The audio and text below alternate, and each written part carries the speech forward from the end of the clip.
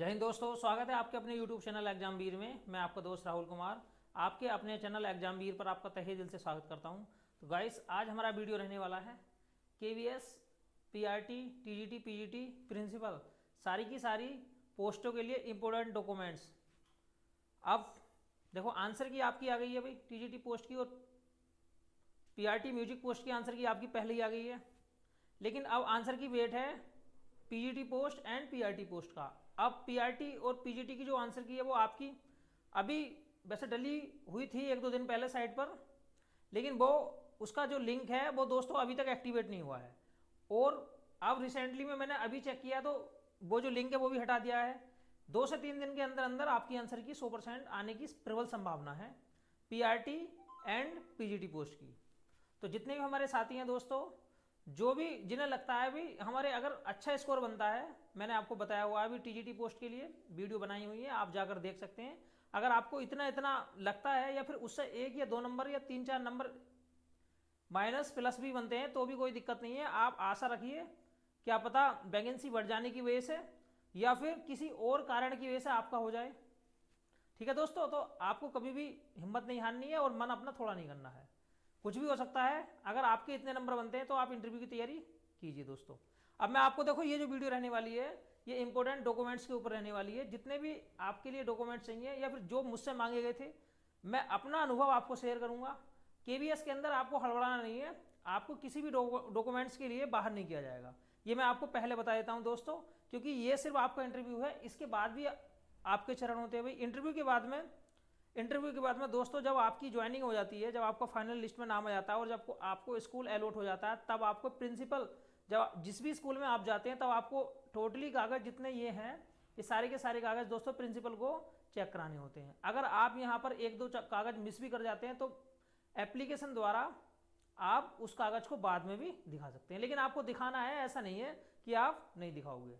लेकिन आपको घबराना नहीं है, कोशिश ये करनी है कि सारे के सारे डॉक्यूमेंट्स लेके जाएं। क्योंकि अगर आप कोई ना कोई डॉक्यूमेंट्स छोड़ के जाओगे या अधूरा काम करके जाओगे तो इससे क्या होता है, हमारा जो मन है वो घबराने लगता है। और जब हमारा मन घबराने लगता है और हम एक दूसरे से पूछते हैं भाई क्या क्या डॉक्यूमेंट्स पूछे जा रहे हैं, अब अगर किसी ने हमें थोड़ा सा भी उल्टी सीधी बात कह दी या फिर ये होना चाहिए, ये होना चाहिए, ऐसी कंडीशन में हम क्या करते हैं, ऐसी कंडीशन में जो हमारा जो हार्ट बीट है वो बढ़ जाती है और हम घबरा जाते हैं, जिसका जो प्रभाव पड़ता है वो हमारा इंटरव्यू पर पड़ता है और इंटरव्यू आपका उससे खराब होने के चांस रहते हैं दोस्तों। तो सारे के सारे कागज आपको तैयार कर लेने और एक एक चीज आपको सावधानी पूर्वक फाइलें बनाकर रख देनी है। देखो भाई, अगर मैं सबसे पहले बात करता हूं बायोडाटा का फॉर्म, जैसे ही KVS का रिजल्ट आएगा साइट पर दोस्तों, बायोडाटा का फॉर्म आपको आसानी से मिल जाएगा। किसी ने जितने भी रीजन है, RO हैं, उनकी किसी न किसी साइट पर आपको हमेशा ये फॉर्म मिलेगा। यहाँ कोई दिक्कत नहीं है, बायोडाटा का फॉर्म आपको मिल जाएगा। ठीक है भाई। और देखो, ये जितने भी आए, 4 आए, 5 आए, कम से कम 4-5 कॉपी आपको करवा लेनी है। आएंगे नहीं, आपको निकालने हैं, 4-5 लेके आने हैं, एक या दो फालतू रखना हमेशा। और फोटो भी रखवा लेना भाई, रिसेंटली के खिंचे हुए फोटो हो तो बहुत अच्छी बात है। पुराने फोटो, ज्यादा पुराने फोटो मत लगाना जिसमें आपका जो चेहरा है मिसमैच करे। रिसेंटली के फोटो होने चाहिए, कोई भी यहां पर आपको परेशानी नहीं है, आसानी से आप पहचाने जा सकें।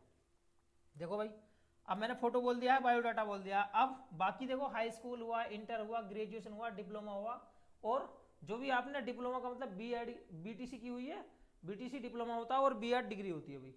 B.Ed होता है मेरे दोस्त डिग्री।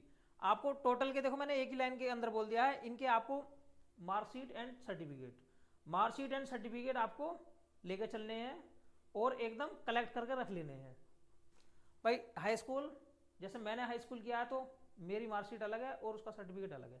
लेकिन इंटर की मेरी मार्कशीट और सर्टिफिकेट एक है। जब आपका एक है तो कोई दिक्कत नहीं है, अलग अलग है तो आपको दोनों लेने हैं, ऐसा नहीं है कि एक ही लेना है। अब अगर यहाँ ग्रेजुएशन की बात करता हूँ भाई, ग्रेजुएशन में आपको देखो 3 साल की लेनी है, 3 साल की, पहले साल की भी। एक मिनट दोस्तों,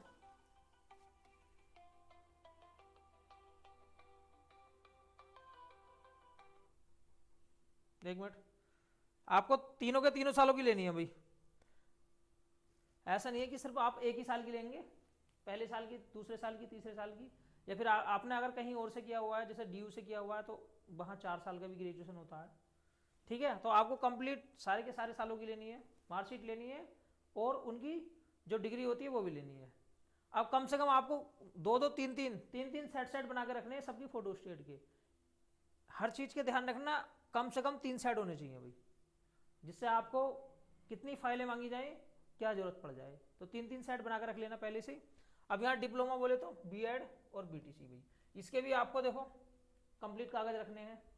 अब अगर आपको कहीं प्रॉब्लम आती है, जैसे मान लीजिए भाई हाई स्कूल में आपका नाम थोड़ा बहुत मिसप्रिंट है, अगर आपने सही करवा लिया है अब तक तो ठीक है, और नहीं कर पाए हैं, आपका अभी तक किसी भी वैकेंसी से वास्ता नहीं पड़ा है, आप फ्रेशर स्टूडेंट हैं, आपने सिर्फ केवीएस की पहली वैकेंसी देखी है, अगर 1-2 बार आपने कहीं और वैकेंसी देखी होंगी या फिर 1-2 बार जहां भी आप गए होंगे तो आपने 100% ठीक करवा लिया होगा। लेकिन अगर किसी का है तो कोई दिक्कत नहीं है, आपको एक एफिडेविट साथ रखना है, एफिडेविट बनवा के जाना तहसील से, ठीक है भाई। आप बाद में भविष्य में ये चीज़ ठीक करवा कर दे सकते हैं, यहाँ पर आपको घबराने वाली बात नहीं है कि आप बाहर हो जाएंगे इसके लिए।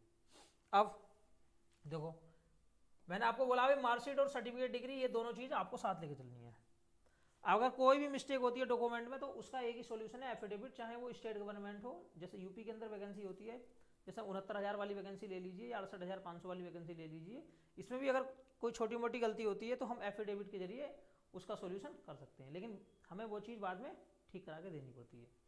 क्यों ठीक करा के देनी पड़ती है दोस्तों? क्योंकि आपका जब आप केवीएस टीचर के रूप में अपॉइंटमेंट होते हैं तो 2 साल आपका प्रोविजन पीरियड रहता है। अब 2 साल तो आप वैसे भी प्रोविजन में हैं, तो आपको एक एक कदम फूंक फूंक कर रखना है जब तक आप स्थायी नहीं हो जाते हैं। तो यहाँ पर अगर आप कोई भी गड़बड़ करते हैं, कोई बहुत बड़ी गलती करते हैं, तो समझ सकते हैं आप अस्थायी हैं, आपकी नौकरी भी जा सकती है। किसी प्रकार की चाल फेर या बहुत बड़ी आप गलती करते हैं तो, बहुत बड़ी गलती मैं बताऊंगा, सिर्फ एक ही कंडीशन होती है और बाकी कोई गलती नहीं होती है, ठीक है भाई। आगे देखो भाई, अब आगे पीएच सर्टिफिकेट देखो, पीएच सर्टिफिकेट, अब पीएच सर्टिफिकेट आपके पास होना चाहिए अगर आपने पीएच से फार्म भरा हुआ तो। पीएच के अंदर भी यहाँ पर देखो, पीएच के अंदर भी कैटेगरी होती है, जैसे कितने % पे पीएच है, आपका बिल्कुल ठीक ठाक होना चाहिए, ये भी कभी कभी ये ऑब्वियसली चेक किया जाता है। अब अगर देखो सीटेट सर्टिफिकेट, जिन्होंने पीआरटी दिया हुआ है तो उनका लेवल 1 और जिन्होंने टीजीटी दिया हुआ है उनका लेवल 2। देखो टीजीटी यूपी के अंदर अगर मैं बात करता हूँ तो 6 से 8 के लिए चलता है, यूपी के अंदर टीजीटी, और टीजीटी के अंदर यहाँ पर टेट नहीं चलता, यहाँ सिर्फ जूनियर के अंदर टेट चलता है, वो भी जूनियर लेवल वाला। लेकिन यहाँ दोस्तों एनबीएस में और केवीएस में अगर हम टीजीटी शिक्षक के रूप में अपॉइंटमेंट लेते हैं तो यहाँ पर आपको सीटेट का सेकंड वाला सर्टिफिकेट देना पड़ता है, सीटेट का सेकंड वाला सर्टिफिकेट देना पड़ता है, लेवल 2 का। जो भी आपने फार्म दिया है या दोनों दिए हैं तो आपको क्या करना है भाई, दोनों का सीटेट सर्टिफिकेट ले लेना है। उसमें भी क्या होता है भाई, एक होती है मार्कशीट और एक होता है सर्टिफिकेट, दोनों लेकर चलना है। ऐसा नहीं है सिर्फ आपने मार्कशीट, क्योंकि मैंने गलती की थी, मैंने सिर्फ मार्कशीट ली थी, मैंने सर्टिफिकेट नहीं लिया था। अब उन्होंने मुझसे बोला भाई सर्टिफिकेट दिखाइए सीटेट का, भाई मेरे पास में सीटेट का सर्टिफिकेट नहीं था, तो मैंने तो उनसे एक बात बोला भाई मुझ पर तो यही है, और यही निकला था। हालांकि उन्होंने मुझे बोला था सर एक सर्टिफिकेट और निकलता है, तब मुझे काफ़ी देर बाद समझ में आया था कि एक सीटेट का सर्टिफिकेट डिजीलॉकर में और था, ठीक है। तो यहाँ पर आपको मार्कशीट और सर्टिफिकेट दोनों साथ लेकर चलने हैं। ऐसा नहीं है कि आप एक चीज़ को, वैसे परेशानी पड़ेगी नहीं बिल्कुल भी, क्योंकि जब मुझे नहीं पड़ी थी तो आपको क्या पड़ेगी, लेकिन हम ऐसी छोटी मोटी गलती ना करें, क्योंकि थोड़ा सा भी घबराएंगे तो इसका जो प्रभाव है वो इंटरव्यू पर जाएगा। और इंटरव्यू जो होता है उससे पहले कागज़ चेक होते हैं दोस्तों, सारे के सारे कागज़ आपके पहले चेक होते हैं, उसके बाद में जाकर आपका इंटरव्यू होता है। एक तरीके से पैनल होता है बैठा हुआ, आपके डॉक्यूमेंट्स के लिए अलग कमरा होता है और जहां आपका इंटरव्यू होगा वो अलग होता है। पहले आपके कागज़ चेक होंगे और अगर आप वहां घबरा जाते हैं तो उसका जो सीधा सीधा प्रभाव पड़ेगा वो इंटरव्यू पर पड़ेगा। इसलिए हमने ये वीडियो बनाई है कि आपको सारी की सारी चीज़ों की जानकारी हो जाए। अब अगर मैं कास्ट सर्टिफिकेट की बात करता हूँ, देखो कास्ट सर्टिफिकेट में भाई जनरल का तो कास्ट सर्टिफिकेट लगता नहीं है, ठीक है, वो जनरल है, यूआर है। अब देखो बाकी अगर ओबीसी की बात करी जाए तो ओबीसी में आपके पास में सेंट्रल का सर्टिफिकेट होना चाहिए, क्योंकि कुछ कास्ट ऐसी होती हैं जो कि स्टेट, अगर मैं स्टेट गवर्नमेंट की बात करूं जैसे जाट यूपी के अंदर ओबीसी में आते हैं, लेकिन सेंट्रल के अंदर वो जनरल में आते हैं। इसलिए जितने भी ओबीसी कैंडिडेट हैं जिनकी ये कंडीशन है, वैसा आपके पास में सेंट्रल का हो तो सबसे बेस्ट है, सेंट्रल का ही होना चाहिए दोस्तों, उसमें आपको कहीं भी दिक्कत नहीं पड़ेगी। वरना थोड़े थोड़े प्रश्न उठ जाते हैं कि भाई आप, वो भी परेशान हो जाते हैं, वो डिसाइड नहीं कर पाते हैं कि कौन सी कास्ट स्टेट में किस जगह आती है, क्योंकि उनका जो मेन काम है वो आपका सर्टिफिकेट लेने का, सर्टिफिकेट देखने का और कागज़ देखने का काम है। वो सिर्फ आपसे जो डिमांड करेंगे वो एक सेंटर का सर्टिफिकेट देखने की डिमांड करेंगे। अगर आप सेंटर का सर्टिफिकेट देखते हैं, रखते हैं, तो कोई दिक्कत आपको नहीं आएगी। और अगर नहीं है आपका तो देख लेना, बनवा लेना अभी से ही। अगर सेंट्रल का नहीं है तो बनवा लेना, कोई दिक्कत नहीं है। ऐसा नहीं है कि भाई बाद का है, फार्म के बाद का है, बाहर हो जाओगे, कोई दिक्कत नहीं आएगी। ठीक है, इसके कारण बाहर नहीं होता कोई भी। लेकिन आपको दोनों लेके जाने हैं, ऐसी कंडीशन में आपको दोनों लेके जाने हैं। आपको अपना पुराना वाला भी लेके जाना है और नया वाला भी लेके जाना है। ऐसा नहीं है कि सिर्फ आप नया वाला लेके जाओगे। अगर आपका सेंटर का अभी तक नहीं है तो आपको स्टेट का जो भी पुराना होगा वो लेके जाना है साथ में। अब देखो मैं बात करता हूँ भाई ओबीसी का। ओबीसी में एक होता है क्रीमी लेयर और एक होता है नॉन क्रीमी लेयर। और SC ST की बात करूँ तो देखो SC ST वाले, अगर SC ST वाले स्टेट का भी लेके जाएंगे तो भी कोई दिक्कत नहीं है। लेकिन हम आपसे एक उम्मीद करते हैं कि आप स्टेट और सेंट्रल दोनों का लेके जाना, स्टेट और सेंट्रल दोनों का लेके जाना। क्योंकि कहीं कहीं पैनल ऐसा होता है वो साफ साफ बोल देता है भाई आप हमें सेंट्रल का दिखाइए ना कि स्टेट का। तो आपको दोनों साथ रखने हैं, सेंट्रल का भी साथ रखना और स्टेट का भी साथ रखना। अब आगे चलते हैं। अभी देखो आगे दोस्तों, अब आपको देखो जो एक इंपॉर्टेंट चीज़ होती है जो कि आधार कार्ड होती है, पैन कार्ड होता है या फिर DL होता है, ये आपकी ID होती है जिससे आपकी पहचान होती है कि जो इंटरव्यू देने आए हैं आप ही हैं, कोई और तो नहीं है। ये आपकी ID है, ID वेरिफिकेशन है। और ID वेरिफिकेशन में आपको ये चीज़ साथ लेके चलनी है, या तो पैन कार्ड, आधार कार्ड या DL, एक ना एक चीज़ आपके हमेशा साथ में होनी चाहिए। और फोटो स्टेट भी कम से कम, जितने भी कागज़ हैं दोस्तों, जितने भी कागज़ हैं कम से कम 3 कॉपी में आपको फोटो स्टेट करवानी है। 3 कॉपी में कम से कम मिनिमम, देखो मिनिमम 3 कॉपी में आपको फोटो स्टेट करवा कर रख लेनी है। ठीक है, इतने कागज़ आप तैयार करके चलिए, आपको कोई भी दिक्कत नहीं आएगी। बाकी पहले आपके कागज़ चेक होंगे दोस्तों, उसके बाद में जाकर आपका इंटरव्यू होता है। और फाइल लेके जाइए एक, जिससे हमारा जो कागज़ है वो कोई भी गुम ना हो। एक अच्छी सी फाइल लीजिए, बढ़िया वाली। बाकी देखो मैं इंटरव्यू के लिए एक अलग से वीडियो बनाऊंगा जिसमें मैं आपके लिए ड्रेस कोड बताऊंगा कि ड्रेस कोड मेल के लिए क्या होता है और फीमेल के लिए क्या होता है। तो दोस्तों आशा करता हूँ आपको वीडियो पसंद आई होगी। जो भी दोस्त चैनल पर पहली बार आए हैं, चैनल को सब्सक्राइब कर लीजिए और पास वाली बेल आइकन को प्रेस कर लीजिए, जिससे हमारी वीडियो का प्रत्येक नोटिफिकेशन आप तक पहुँच सके। तो मिलते हैं दोस्तों नेक्स्ट वीडियो में। आज के लिए इतना ही काफ़ी है। जय हिंद, जय भारत।